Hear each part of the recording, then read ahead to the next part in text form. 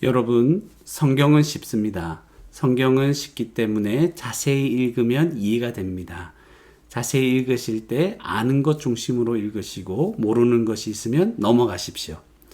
무엇보다 하나님의 은혜를 중심으로 성경을 읽으시기 바랍니다.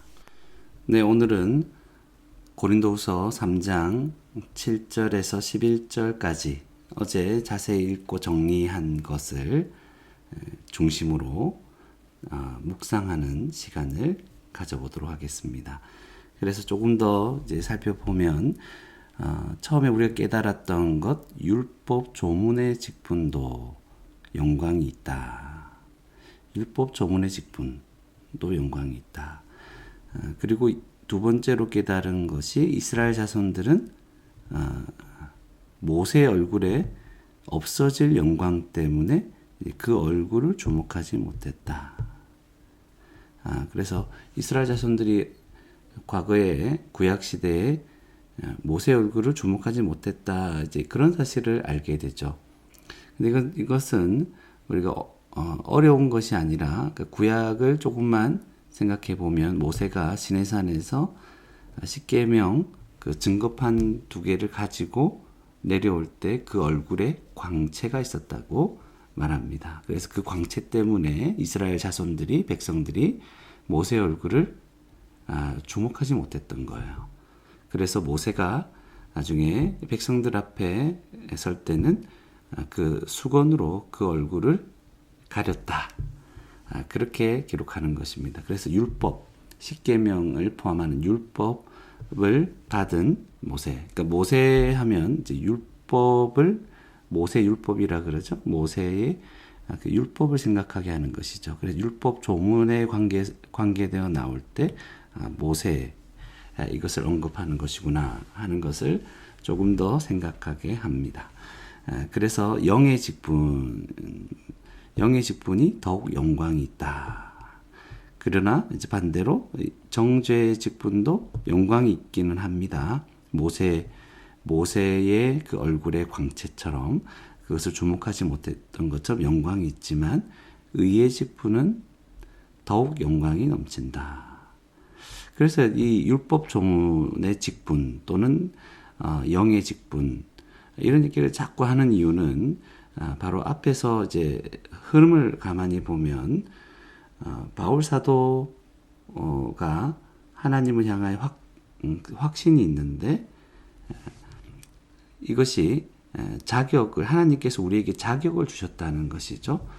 새 언약의 일꾼이 되는 그것은 성령으로 새 언약의 일꾼이 되기에 합당한 자격을 주셨다 했는데 율법 조문은 죽이는 것이고 성령은 살리는 것이다. 그래서 율법 조문의 직분, 영의 직분이라고 했을 때 성령이구나.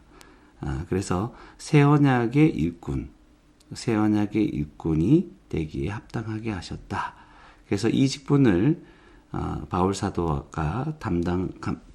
일행이 감당하고 있는데, 그래서 죽게 하는 율법 조문의 직분, 그러니까 이것은 네 번째 보면 정죄의 직분이라고 하죠.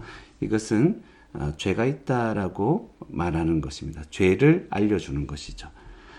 그것도 영광스럽습니다. 우리가 죄인인 것을 알게 하기 때문에. 그래서 율법은 우리가 그것을 다 지켜서 구원을 받으라고 주는 것이 아니라 그 율법 때문에 우리가 죄인이라는 것을 알게 하죠. 물론 동시에 죄인으로서 이 땅에 살아갈 때 우리가 어떻게 살아가야 되는지 그 방향을 알려주고 지도해 주는 역할도 있습니다. 그러나 이제는 이 율법은 우리가 하나님 앞에 죄인이구나, 그 영광이 이룰 수 없구나 하는 것을 알려주어서 그리스도에게로 나아가게 하는 그런 역할을 하기 때문에 정죄의 직분도 영광이 있습니다. 그러나 그것 때문에 우리가 구원을 얻는 것은 아니죠.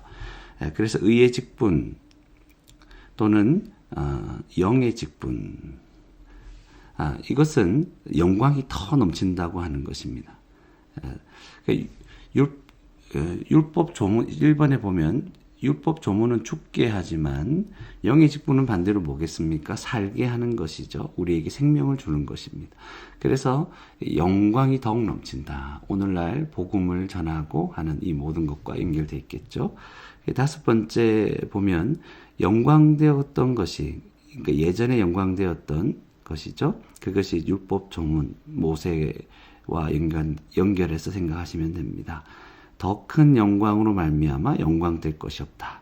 이제 더 큰 영광이 나타났다는 것이죠. 그것은 의의 직분, 새 언약의 일꾼, 이것이 나타낸 것입니다. 바울 사도가 지금 이 일을 감당하고 있는 것입니다. 바울 사도가 하는 것은 죽이는 일이 아니라 지금 성령으로 말미암아 이제 살리는 일을 하고 있는 것이죠. 그래서 여섯 번째 깨달았던 것을 보시면 없어질 것도, 앞에 것은 없어지는 것입니다. 이게 영광이죠. 없어질 것도 영광이 있었다는 것이죠. 그런데 영원토록 계속될 것을, 이건 또 의의 직분과 연결되어 있죠.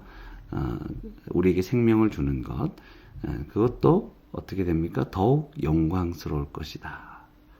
그래서 바울 사도가 지금 감당하고 있는 새 언약의 일꾼으로서의 이 직분이 얼마나 영광스러운가.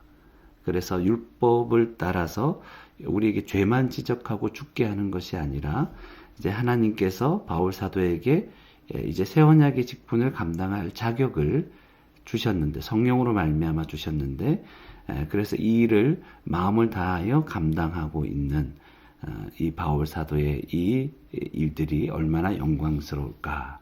그리고 이 직분을 잘 감당하면서 열매를 맺은 결과가 누굽니까? 고린도 교회라는 것이죠. 그러니까 고린도 교회가 바로 그런 열매인데, 어떻게 우리가 너에게 이런 추천, 우리가 마음으로 이 일을 감당해서 그리스도의 편지로 너희가 우리의 이 사역으로 말미암아 그리스도의 편지가 되었는데, 하나님의 살아계신 하나님의 영으로서 이 일이 역사로 일어난 것인데, 어떻게 우리가 추천서를 너희에게 쓰거나 또 받거나 할 필요가 있는가? 그렇게 지금 말하고 있음을 알게 되는 것입니다. 그래서 우리는 오늘 본문 말씀을 통해서 살게 하는, 너는 죄인이다, 너는 죽을 수밖에 없다. 물론 이것도 말해야 되지만 우리가 가진 이 사명과 직분은 살게 하는 영의 직분이다. 영광스럽다. 누군가에게 복음을 전해서 그를 그리스도에게로 인도하는 이 직분, 이것은 하나님께서 우리에게 자격을 주시고 역사하셔서 이 직분을 우리의 평생에 감당하도록 하신 것이구나. 이 영광스러운 일을 우리는 감당하고 있는 것입니다. 우리가 스스로를 보잘것없게 생각할 수 있을지 모르겠지만 그렇지 않습니다. 우리는 모세의 얼굴에 그 났던 광채, 그것과 더 비교할 수 없는 그 영광, 그 영광의 직분, 그 일이 바로 복음을 전하는 것이고, 복음을 전할 때 성령께서 역사하셔서 그 사람을 살리는 것이다. 그래서 우리가 이 일이 얼마나 귀한가. 우리의 인생 가운데 단 한 사람이라도 주님께로 돌아온다면, 아니 한 사람이라도 돌아오지 못한다 할지라도 마음으로 그 일을 감당하고 있는 것 자체, 한 사람을 주님께로 인도하고자 하는 그 일 자체가 얼마나 영광스러운지, 바로 이런 영광스러운 일을 하다가 저와 여러분 주님을 만나 뵐 수 있으면 좋겠습니다. 우리의 결과 몇 사람이 주님께 돌아오는지 생각하지 마시고, 우리가 하는 일 자체, 내가 아무리 세상적으로 볼 때 초라하게 보인다 할지라도 우리는 사람을 살릴 수 있는, 복음으로 사람을 살릴 수 있는, 그때 성령의 역사를 기대하며 주의 일을 감당할 수 있는 이 모든 자격은 하나님께서 주셨다. 이것을 생각하며 오늘도 우리 하나님 앞에 영광스러운 인생을, 하루를 살아가는 저와 여러분이 되기를 주님의 이름으로 축원합니다.